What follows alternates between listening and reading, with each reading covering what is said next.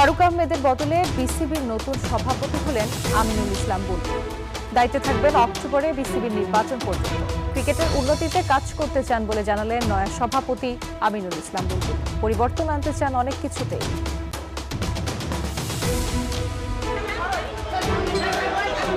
বেশ কিছুদিন ধরেই গুঞ্জন ছিল ক্রিকেট বোর্ডের সভাপতি হতে যাচ্ছেন আমিনুল ইসলাম বুলবুল।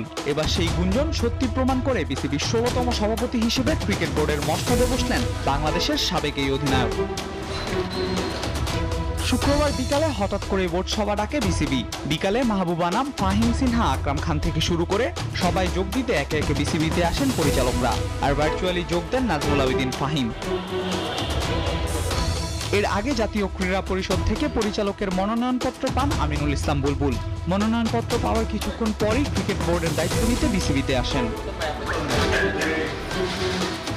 দায়িত্ব নেওয়ার পর বিসিবি নতুন সভাপতি আমিনুল ইসলাম বুলবুল জানান, বাংলাদেশের ক্রিকেটকে নতুন উচ্চতায় নিয়ে যেতে সবাইকে নিয়ে কাজ করতে চান তিনি। আজকে একটা বড় দায়িত্ব পেয়েছি, যে দায়িত্বটা হচ্ছে বাংলাদেশের ক্রিকেট না, ক্রিকেট ইন বাংলাদেশ। বাংলাদেশে কি ক্রিকেট আছে সেটা আমরা চেষ্টা করব আরও সামনের দিকে এগিয়ে নিয়ে যেতে। আমি বিশ্বাস করি যে 11 জন ক্রিকেট খেলে না, বাংলাদেশের সবাই ক্রিকেট খেলে।